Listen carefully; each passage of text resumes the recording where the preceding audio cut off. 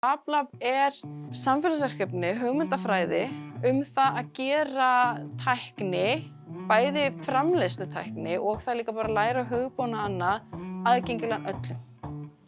Sama á hvaða stétt þú kemur eða menntun eða hvaða aldrei þú ert, allir hafi kost á því að búa til það sem þeim langar til. Það svo ofboðslega mikilvægt að fá að vera FabLab það að bjóða upp á þessa þjónustu. Það til gríðarlega mikið til af tæknismiðjum út allan heim. En það sem skilur henni að þessi þjónusta sem við erum að veita til í rauninni bæði skólakerfisins og svo bara almennings, frumkvöðla, iðnaðarmanna, hverja sem telja sig hafa hag á því að koma og nýta sér það sem við erum fram að bjóða. Við ætlum bara að byrja á byrjuninni og ég ætla að kynna fyrir hérna nokkuð tæki sem eru mjög mikið notuð í frumkvöðlastarfseminni. Það til dæmis þessi hitapressa hérna, en við notum hana þegar við erum að vinna með textílvínil. Hann er unnin alveg svo aðrir límiðar, eins og við sjáum bara hérna upp á veggjanum hjá okkur.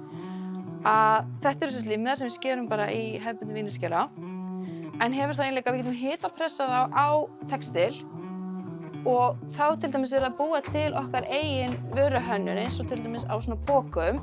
Það sem við erum líka að gera og hentar oft vel í prótótýpugerð að búa til svona þrívíddarhluti. Þetta gert með svona slicer-forriti sem ókeypis og allt í FabLab ókeypis.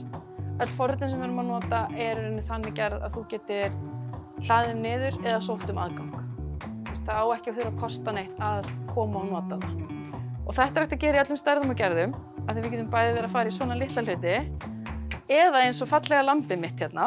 Þetta gert í sama forriti og hérna bara þrívídda mynd tekin og við getum þá skorið hana út í timbur. Við erum að hugsa hvernig við getum búið til afurðir sem eru betri fyrir okkur heldur en þetta almenna plast sem við erum að nota í dag. Þar á meðal til dæmis það að búa til lífrænt plast. Þetta til dæmis búið til úr gelatíni, þannig að þetta 100% ætt. Þetta endist ekki eilífu, þetta hvorki þolir mikið hita eða vatn, en samt kannski alveg nóg til þess að halda rúnstykki fersku í þessa 2 daga sem það má vera í sölu hvort þið Hér hefur við þrívíddarprentara sem að vinna í PLA plast og núna erum við að búa til svona dekk og við erum að fara af stað með verkefni þar sem við ætlum að leyfa í rauninni yngri kynslóðinni að spreyta sig í að búa til rafknúin farartæki.